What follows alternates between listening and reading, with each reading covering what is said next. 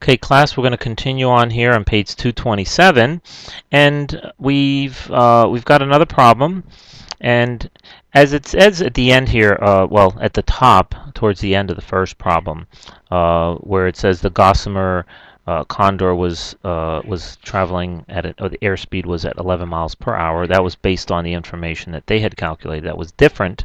Okay, and again, we took a different approach of time. That's why the miles per hour change. Now, we are also say to solve rate problems such as the one we just have, it is helpful to draw a diagram to illustrate the distances. The information in the diagram can be used to write an equation. So, again, don't underestimate your little scribbly drawings and how important they are. Okay, some of the most intelligent and greatest geniuses that have invented things had drawings of things, and they had to visualize. They had to visualize exactly what they were going to do, so that as they did it, they sort of had a little bit of a blueprint. But in this case, it's good to draw so that we can see something that that we may not be able to determine as easily because we're thinking numbers versus the actual physical information that's given us. So let's take the physical, let's do a representation in a drawing or a diagram, and then let's move into the equation. So let's read. Suppose that someone drives for a certain distance at a speed of 60 miles per hour and then slows down to a speed of 50 miles per hour. Now, if it takes 2 hours to travel 105 miles, how much time was spent traveling at each speed? So they're giving us a lot of information. Again, we're going to be given information from different angles, but we do have to stop for a minute and think. Okay, we were given they're traveling at 50 miles per hour, right? And then they were traveling at 60 miles per hour. So we have two different speeds. Okay, now if it takes 2 hours to travel 105 miles, how much time is spent traveling at each speed? So now we have a distance, 105 miles. Now that's important. Remember in the very beginning of one of the previous lessons where you had all that information and you didn't know the distance to Cleveland. And we need distance if we have time or if we have rate, so we can determine one or the other. Again, you need at least two of the three. And though in algebra we're going to at times use variables, you still need to be able to determine the relationships. If you can't determine the relationships, then it's impossible to solve problems. So there are relationships here.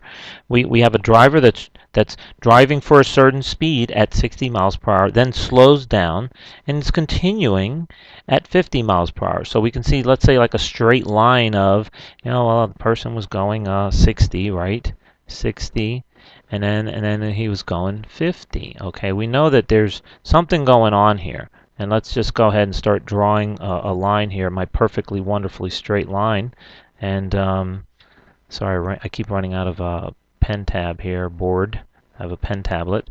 Okay, so you know that he's going to go from a distance one to another, and at some point there's a 60 miles per hour and there's a 50 miles per hour. Now we're also being told that there's something else going on. There's 105 miles being traveled, so we know what the distance is, right?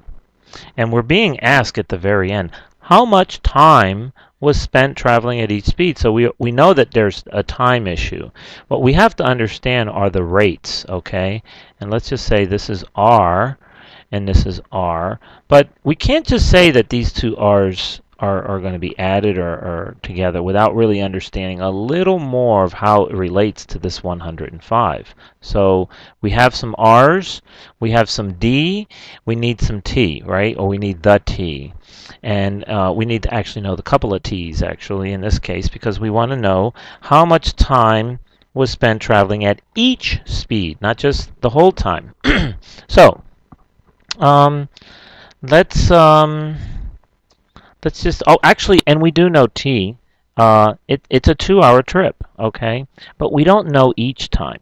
So I do correct myself. T is going to be equal to, well, let me just put it up here, okay? It's 2 hours. So the full t is equal to 2, but that's not what we're looking for because we have to figure out each one. We need to know how much t is in this side and how much t is in the other. Okay, now to do so, let's understand the relationship that we have here between the 60 and the 50. All right, if we let x represent the time driving at 60 miles per hour, we're just going to have to always designate an x. So then we know that x is the time at 60 miles per hour, rate and time, right? And that can represent the distance. So the first leg, all right, let's call that d1. I'm just going to use this. And we know that there's going to be a rate times a time. And then d1, we know already, is the rate of 60. And the time, we're just going to say, is x. Now you say, well, why x? Don't we know it's 2 hours? No, 2 hours is the entire distance. We're trying to determine what the x is or what the time is. I mean, we could just put the letter t in there, but we're going to use x because we got to get used to using that x. Now, we have d1 is equal to 60x. Now, what do we know about the other time, the other distance? Well, we know that it traveled 2 hours, right? And we know that they were traveling, well, I'm sorry. Let me just go back. We know they traveled at 50 miles per hour, right?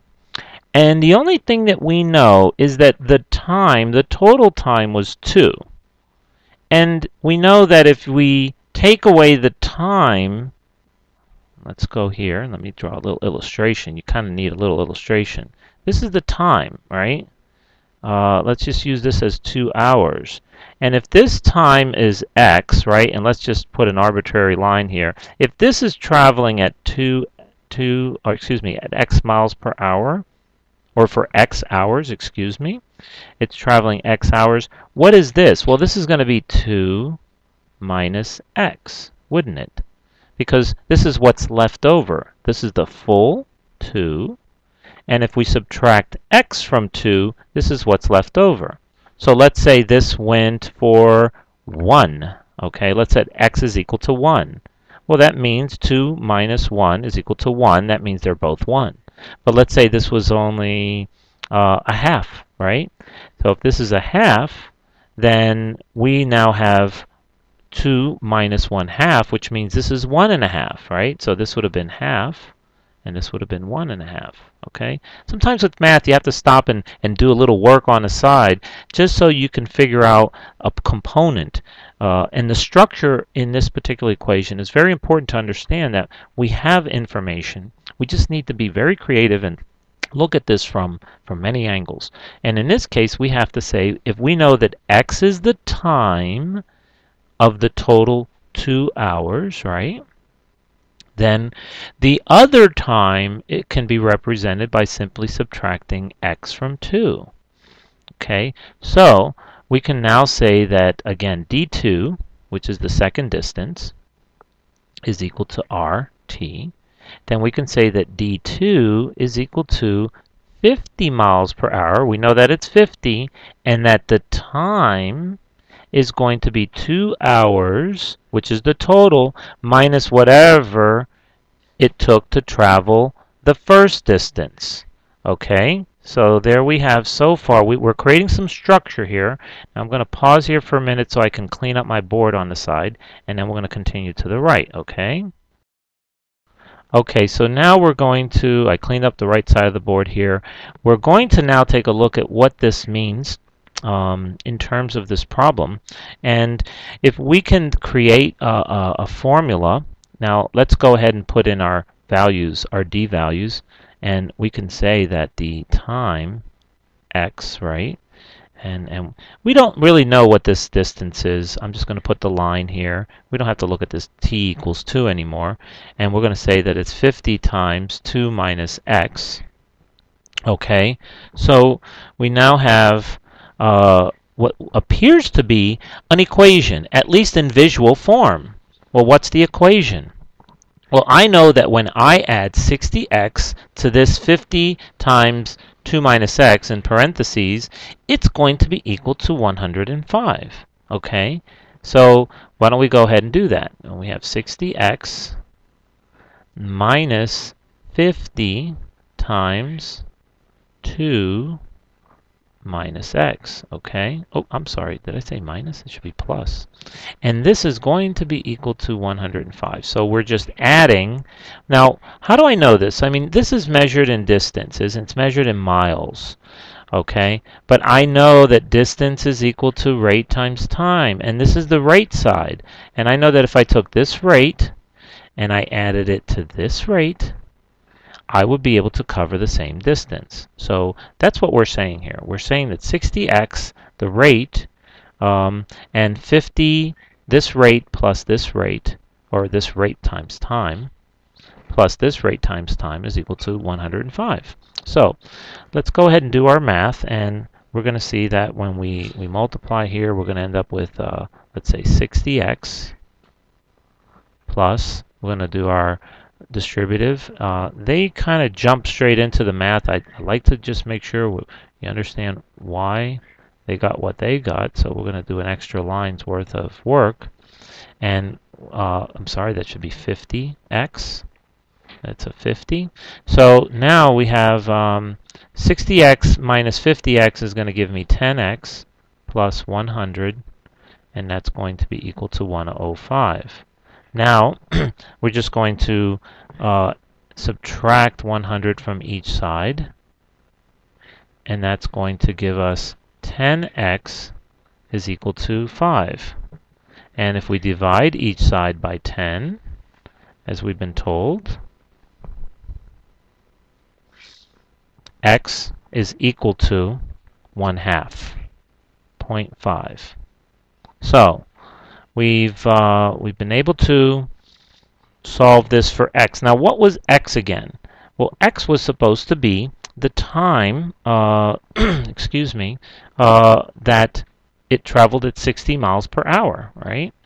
And if that's the case, we know that that if x, which is this time, is the time that it took here, we can simply subtract over here 2 minus 1/2, and we're going to know that the time for D, or excuse me, D2, or of the traveling distance of D2, is going to now be 1.5, because we know that 2 minus 1/2 is equal to 1.5. So we ended up with half here, 0.5, and 1.5 over here to the right. So that was what we were being asked. We were being asked what time was spent traveling at each speed. If we go back to the original question, so if we plug in that 0.5 and that 1.5 into our original equation, we can always check, and that's what they do at the bottom of the page here, and they do the math, and they see that 105 is equal to 105. Because if you plugged in the 0.5 value, and you would determine this distance would be 30, and if you were to plug in the 0.5 here, which would turn t into 1.5, 1.5 times 50 would then give us 75. So it's 30 and 75 would have been the distance of each. So again, just reviewing, going back, we're able to create the relationship of the rate and the time towards the distance. And then we had to sort of expand that rate and time because we had two different rate and times. But we know that when you do rate and time here, we had distance 1, okay? If we were to call this D1 up here, as we did down below, and this is D2, we know that D1 plus D2 is going to be equal to D, because again, we have a beginning point and an end point, and both sides obviously are going to be equal. So remember, use the illustrations. It's helpful to draw these diagrams, and when you do that, it'll help you to build the equation.